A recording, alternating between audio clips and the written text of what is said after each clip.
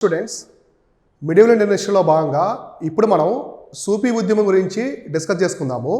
అసలు సూఫీ ఉద్యమం అంటే ఏంటి, ఇది ఎక్కడి నుంచి భారతదేశంలోకి వచ్చింది, అందులో ఎటువంటి సిద్ధాంతాలు ఉన్నాయి, ఎటువంటి మహమ్మదీయ పాలకులు వీటిని పాటించారు, నెక్స్ట్ ఎటువంటి సూఫీ సెయింట్స్ ఉన్నారు, సూఫీ సన్యాసులు ప్రముఖమైన వాళ్ళు ఎవరున్నారో ఎగ్జామినేషన్ పాయింట్ ఆఫ్ వ్యూలో చాలా క్లియర్గా క్విక్గా డిస్కస్ చేసుకుందాము. మనకి ఎగ్జామినేషన్ పరంగా ఎంతవరకు అవసరమో హిస్టరీ అంతవరకే డిస్కస్ చేసుకుందాం. సో కాబట్టి ఇప్పుడు మనం డిస్కస్ చేసుకునేది సూఫీ ఉద్యమం. సూఫీ మూమెంట్ అంటాం కదా, ఈ సూఫీ మూమెంట్ గురించి చూద్దాం. సూఫీ అనేది అసలు ఏంటి, ఈ సూఫీ ఉద్యమం అంటే ఏంటి, ఇందులో ప్రధానమైనటువంటి అంశాలు ఏమున్నాయో చూద్దాం. సూఫీజం అనేది, అసలు సూఫీజం అనేది liberal reform movement within Islam. So Islam ఉంది కదా, సో ఇస్లాంలో ఒక సరళీకరణమైన ఉద్యమం అనమాట. అంటే ఇస్లాం అనేది ఆర్థోడాక్స్లా కాకుండా ప్రతి ఒక్కరూ అవలంబించేలా, ఇస్లాం మతాన్ని సులభతరంగా అవలంబించేలా ఒక ఉద్యమం తీసుకొచ్చారు.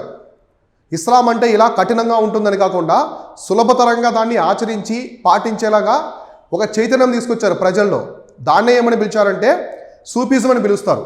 కాబట్టి సూఫీజం అంటే సరళీకరణ చేయడం, ఇస్లాం మతం యొక్క పాటించే విధానాలు, అవలంబించే సూత్రాలు అన్నిటినీ సరళీకరణం అంటే సులభతరం చేయడం అనమాట. అర్థమైందా? అయితే ఈ సూఫీజం అనేది మన భారతదేశంలో పుట్టలేదు. ఇప్పుడు మన భారతదేశంలో సూఫీజం ఎలా ఉందో మనం చెప్పుకుంటున్నాం, కానీ సూఫీజం నిజానికి పుట్టింది పర్షియాలో, మన భారతదేశంలో కాదు. కాబట్టి ఇది ఎక్కడ పుట్టిందంటే పర్షియా దేశంలో. పర్షియా అంటే ప్రెజెంట్ డే ఇరాన్ అనమాట. సో పర్షియాలో ఇది పుట్టిందనమాట. తర్వాత స్ప్రెడ్ ఇన్ టు ఇండియా, తర్వాత పర్షియా నుంచి భారత్కు స్ప్రెడ్ అయింది. సో భారత్కు స్ప్రెడ్ అయిందనమాట. ఎప్పుడు 11th సెంచరీలో 11వ శతాబ్దంలో, సామాన్య శకం 11వ శతాబ్దంలో ఈ సూఫిజం అనేది పర్షియా నుంచి భారతదేశానికి వచ్చింది. ఎందుకు వచ్చింది? ఎందుకంటే మహమ్మదీయ పాలకులు మన భారతదేశంలో కొన్ని ప్రాంతాలను ఆక్రమించుకున్నారు, యుద్ధాలు చేసి కొంతమంది రాజపుత్ర రాజులను ఓడించి భారతదేశంలో ప్రవేశించారు. తర్వాత ఢిల్లీ సుల్తాన్లు వచ్చారు, మొఘల్స్ వచ్చారు. వీళ్ళంతా కూడా బహుమని ఆ సుల్తానులు వీళ్ళంతా కూడా సూఫిజంను పాటించారు. ఇలా మన భారతదేశంలోకి ఇస్లాం వచ్చింది కాబట్టి after advent of Islam Sufi movement also started in India, spreaded from Persia నుంచి స్ప్రెడ్ అయ్యి ఇండియాకి వచ్చిందనమాట. కాబట్టి భక్తి ఉద్యమం మన భారతదేశంలోనే పుట్టింది, ఎందుకంటే మన హిందూ మతానికి సంబంధించింది కాబట్టి. కానీ సూఫిజం అనేది ఇస్లాం మతానికి సంబంధించింది, ఇది పర్షియా నుంచి భారతదేశంలోకి ప్రవేశించింది. ఓకేనా? ఈ ఉద్యమం అసలు ప్రధానంగా మనం చూస్తే సూఫీస్ అంటే మిస్టిక్స్ అనమాట. వారు persons deep devotion who disliked the display of wealth and degeneration of morals flowing the establishment of Islamic empire. మామూలుగా మనకి ఇస్లాం సామ్రాజ్యం ఏర్పడిన తర్వాత ఇక్కడ మీకు కొంత ఇంట్రడక్షన్ తెలియాలి. ఇంట్రడక్షన్ తెలిస్తేనే మీకు అర్థమవుతుంది. మామూలుగా ఇస్లాం మతం అనేది పుట్టిన తర్వాత ఆల్మోస్ట్ 612 CE అనమాట. ఈ టైంలో ఇస్లాం పుట్టింది. 612 CE ఈ టైంలో ఇస్లాం అనేది పుట్టిందనమాట. ఇక్కడ ఇస్లాం పుట్టిన తర్వాత ఈ ఇస్లాం మొత్తానికి హెడ్గా ఉన్నాడు ఖలీఫా. సో ఖలీఫాని కూడా ఎన్నుకున్నారు. అంటే ప్రపంచం మొత్తానికి ఇస్లాంలో ఎవరైనా హైయెస్ట్ పొజిషన్లో ఉన్నారంటే ఖలీఫా అనమాట. ఈ ఖలీఫా వచ్చిన తర్వాత వీళ్ళు రాజ్య విస్తరణ చేయాలనుకున్నారు. సో రాజ్య విస్తరణ, ప్రపంచమంతా ఇస్లాంని తీసుకెళ్లాలని చెప్పేసి ఒక భావన వచ్చింది ఖలీఫాకి. కాబట్టి ఖలీఫా కింద కొంతమంది రాజులు, కమాండర్లు అంటే సైన్యాధిపతులు, వీళ్ళంతా కూడా పెద్ద సైన్యాన్ని ఏర్పరచుకొని ప్రపంచంలో నలుమూలకు వెళ్ళారు. అయితే వీళ్ళంతా భారతదేశం ఎందుకు వచ్చారంటే, భారతదేశం అనేది సిరి సంపదలకు మూలం. ఇక్కడ పంటలు బాగా పండుతాయి, మైదానాలు ఉన్నాయి, సంపద కొన్ని లక్షల కోట్ల విలువ చేసే ఇక్కడ దేవాలయాలు ఉన్నాయన్నమాట. దేవాలయాలు, నిధులు, బంగారం ఇవన్నీ ఉన్నాయి. ఇంకా పంటలు బాగా పండుతాయి. గంగా యమున మైదానము, ఇండస్, మనకి సింధు నది మైదానం కావచ్చు. ఇంకా మనకి సౌత్ ఇండియాలో చూసుకుంటే కావేరి, గోదావరి, కృష్ణ, ఈ నదులంతా కూడా మైదానాలు, పంటలు బాగా పండుతాయి. కాబట్టి సిరి సంపదల మూలమైనటువంటి భారతదేశం మీద ఈ మహమ్మదీయ పాలకులకు కన్నుబడింది అనమాట. అలా వీళ్ళు వచ్చారు. కాబట్టి ఇలా ఈ యొక్క సూఫిజం అనే మన దేశానికి వచ్చింది మహమ్మదీయ పాలకులతో. కానీ సూఫిజం ఏం చెప్తుందంటే ఈ ఇస్లామిక్ ఎంపైర్ అనేది చాలా రిచ్గా తయారు చేసుకున్నారు, ధనవంతంగా ఉండేది. కాబట్టి సూఫిజం అనేది చాలా సింప్లిసిటీని కోరుకుంటుంది, అంటే సులభతరంగా జీవించాలి. పెద్ద మాకింత వెళ్తుంది, మేమింత ధనికులం అని చెప్పి చూపించుకోకూడదు. సో వెల్త్ చూడండి, ఎస్టాబ్లిష్మెంట్ ఇస్లామిక్ ఎంపైర్ అంటే మనం ఇస్లాం సామ్రాజ్యం అనేది చాలా సులభతరంగా తీసుకెళ్ళాలి. మేము ఇస్లామిక్ సామ్రాజ్యాన్ని స్థాపించాము, మేము ఇంత గొప్ప వాళ్ళము, మా దగ్గర ఇంత డబ్బు ఉంది, మేము ఇంత ధనవంతులను చూపించుకోకూడదు అని చెప్పేదే సూఫిజం అనమాట. ఖలీఫా పాలన వచ్చిన తర్వాత ఈ ఇస్లాం అనేది బాగా స్ప్రెడ్ అయింది, చాలా రిచ్గా ఏర్పడింది. పెద్ద పెద్ద సామ్రాజ్యాలు కొన్ని వేల కోట్ల విలువ చేసే ధనం అనేది ఇస్లాం సొంతమైందనమాట, ఖలీఫా సొంతం. కాబట్టి అప్పుడు ఇటువంటి ధనం ఇదంతా చూపించుకోకూడదు, మన జీవితం అనేది చాలా సులభతరంగా వెళ్ళాలని చెప్పిందే సూఫిజం అనమాట. అర్థమైంది కదా? కాబట్టి ఇలా వచ్చింది. వెల్త్ అనేది చూపించుకోకూడదు, డిస్ప్లే చేయాల్సిన అవసరం లేదు, నాకు ఇంత ధనం ఉంది, నేను ఇంత రిచ్ అని చూపించుకోకూడదని అది చెప్పిందనమాట. అదే సూఫిజం. అర్థమైందంటే సింప్లిసిటీని కోరుకున్నది, సింప్లిసిటీగా జీవించాలని చెప్పిందే సూఫిజం అనమాట. ఇక్కడ సూఫీ సైన్స్ ఇలా ఉంటారు, సూఫీ డాన్సర్స్ అనమాట వీళ్ళు, సూఫిజంను పాటించేవాళ్ళు. మన జోధా అక్బర్ మూవీలో కూడా చూస్తాం, క్వాజా మేరా క్వాజా అనే సాంగ్ ఉంటుంది, ఏఆర్ రెహమాన్ గారు పాడారు కదా, ఆ పాటలో కూడా ఉంటుంది అన్నమాట సూఫిజం గురించి. అర్థమైందా? ఇది సూఫిజం. కాబట్టి జీవితం అంటే సులభతరంగా జీవించాలి తప్ప ధనాన్ని చూపించుకుంటూ మన యొక్క పొజిషన్ చూపించుకుంటూ కాదని చెప్పిందే సూఫిజము. ఇది పర్షియాలో పుట్టి అక్కడి నుంచి మన భారతదేశానికి మహమ్మదీయులు వచ్చిన తర్వాత వచ్చిందనమాట. ఓకేనా? ఇంతవరకు క్లియర్ కదా? అయితే ఈ సూఫిజంలో కొన్ని టెర్మినాలజీస్ ఉంటాయి ఎగ్జామినేషన్ పరంగా, అవి ఏం చెప్తున్నాయి చూద్దాం. ఫస్ట్ వచ్చేసి కోజా అండ్ షియా. కోజా అండ్ షియా ఏంటి? కోజా షియా అంటే సెక్ట్ అనమాట, ఇది ఒక వర్గం which different from the Quran teachings and created literary generation known as Zener. ఈ ఖురాన్కి సంబంధం లేదనమాట. కోజా షియా అనేది ఖురాన్తో సంబంధం లేకుండా, సో ఖురాన్తో సంబంధం లేకుండా సపరేట్గా ఉంటుంది అనమాట. Different from Quran teachings and created literary generations అనమాట.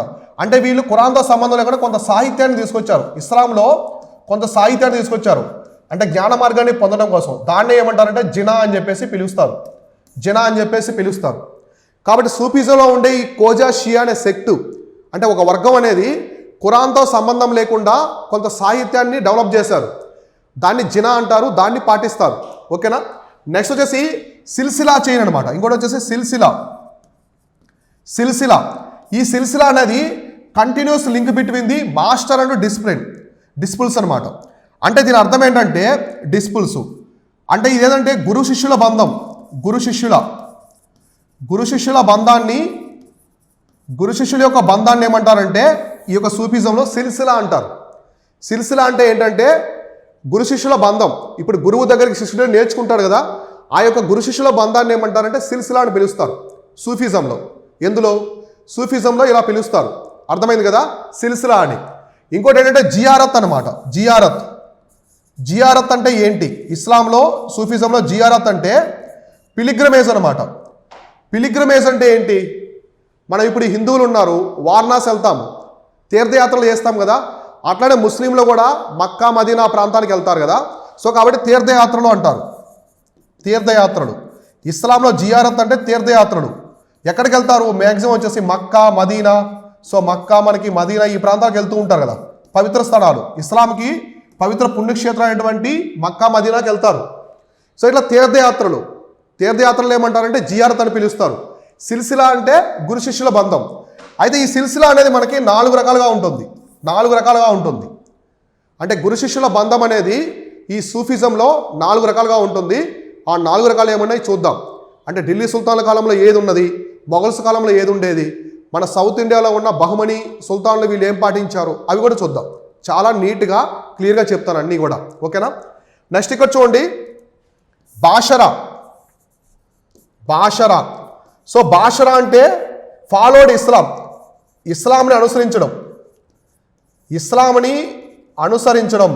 ఇస్లాంని అనుసరించడాన్ని ఏమంటారంటే బాషరా అంటారనమాట. అదే ఇస్లాంని అనుసరించడాన్ని బేషరా అంటారు. బేషరా అంటే ఇస్లాంని అనుసరించకపోవడం,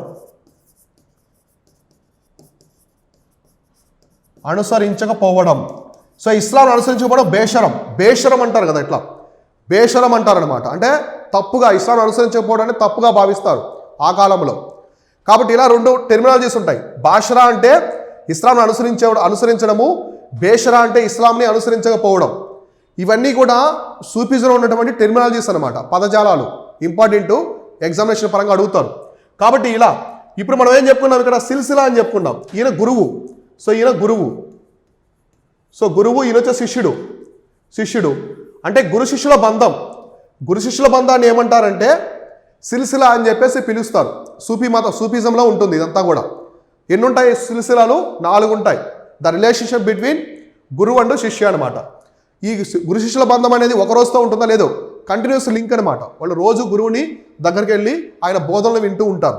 ఓకేనా? ఇలా అయితే ఇప్పుడు సోర్సెస్ అనమాట. సూఫిజం అనేది మనకి చరిత్రలో ఉందని చెప్పేసి దానికి సంబంధించిన కొన్ని ఆధారాలు, సూఫిజానికి సంబంధించిన కొన్ని ఆధారాలు ఉన్నాయన్నమాట. సూఫిజానికి సంబంధించిన కొన్ని ఆధారాలు ఏమున్నాయి చూద్దాం. సో ఆధారాలకు సంబంధించి ఒకటి వచ్చేసి మాల్ఫుజత్ అనమాట. మాల్ఫుజత్. సో ఒకటి వచ్చేసి ఏంటంటే మాల్ఫుజత్. సో మాల్ఫుజత్ ఏంటి? మాల్ఫుజత్ అంటే convergence of the Sufi saints. So Fawaid al Fuad about Nizamuddin Auliya by Amir Hasan Sijzi Dehlavi. So ఇక్కడ ఏంటంటే ఇక్కడ సూఫీ సెయింట్ అనమాట, ఒక సూఫీ సన్యాసి. ఆయన ఎవరంటే ఫవద్ అల్ ఫౌద్ అనమాట. అబౌట్ నిజాముద్దీన్ అహ్లూవాలియా బై అమీర్ హసన్ సిజ్వి దెహ్లావి అనమాట. అంటే ఒక సూఫీ సన్యాసి నిజాముద్దీన్ అహ్లూవాలియా గురించి చెప్పారనమాట ఆయన గురించి. అంటే సూఫీ సన్యాసి గురించి ఆయన చెప్పాడంటే సూఫీజం ఉందనే కదా, ఇది ఒక ఆధారం అనమాట. కాబట్టి ఇక్కడ సూఫీ సన్యాసి ఎవరు? సూఫీ సన్యాసి ఎవరంటే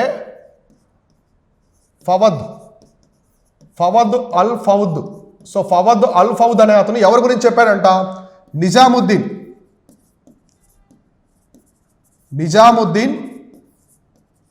అహ్లూవాలియా. సో అహ్లూవాలియా గురించి మాట్లాడనమాట. ఈ నిజాముద్దీన్ అహ్లూవాలియా పేరు మీదగానే నిజాముద్దీన్ దర్గా ఉంది. సో ఇంకొకరు ఎవరంట? అమీర్ హసన్ సిజ్జీ దెహ్లావి. సో దెహ్లావి ఇతను నిజాముద్దీన్ అహ్లూవాలియా గురించి మాట్లాడారు. ఆ కన్వర్జేషన్స్ అనమాట. వాళ్ళ మధ్య జరిగిన సంభాషణ ఉంది, వీళ్ళ మధ్య జరిగినటువంటి సంభాషణ. ఈ సంభాషణ ఏమని పిలుస్తున్నారంటే మాల్ఫుజత్ అంటారు. కాబట్టి ఇది ఒక ఆధారం, సూఫిజానికి సంబంధించిన ఒక ఆధారం. నెక్స్ట్ వచ్చేసి ముక్తుబాత్. సో ముక్తుబాత్ అనమాట ఇంకొక ఆధారం. ముక్తుబాత్ అంటే కలెక్షన్ ఆఫ్ లెటర్స్ అనమాట. కొన్ని పదాలు ఉన్నాయి. సో ఒక రచన, పదాలు ఉన్నటువంటి రచన అనుకోండి. సో ఒక రచన ఆ సూఫిజానికి సంబంధించిన, ఆ కాలానికి సంబంధించినటువంటి కొన్ని లెటర్స్ అనమాట. సూఫిజం కాలంలో రాసినటువంటి కొన్ని లెటర్స్ ఉన్నాయి. దాన్ని ఏమంటారంటే ముక్తుబాత్ అంటారు. ఇది కూడా ఒక కన్వర్జేషన్ లాంటిదే. నెక్స్ట్ వచ్చేసి తజ్కిరాస్ అనమాట.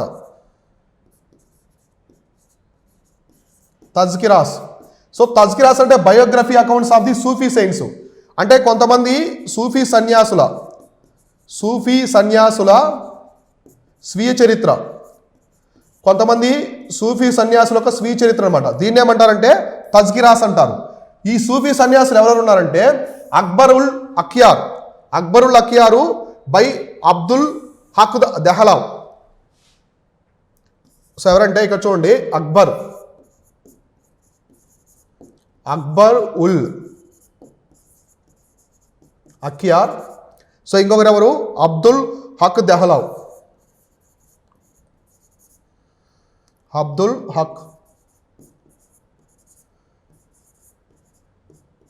దెహ్లావ్.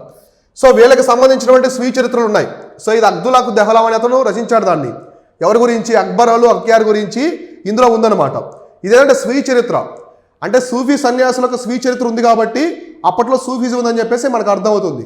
ఇటువంటి ఆధారాలు ఏవేంటివి? ఒకటి మాల్ఫుజత్తు, ఇంకోటి వచ్చేసి ముక్తుబాతు, ఇంకోటి వచ్చేసి తజ్కిరాస్ అనమాట. ఇవన్నీ కూడా సూఫిజానికి సంబంధించినటువంటి ప్రధానమైన ఆధారాలు, అప్పట్లో సోర్సెస్ అనమాట. సూఫిజం అనేది ఉందనడానికి ఆధారం.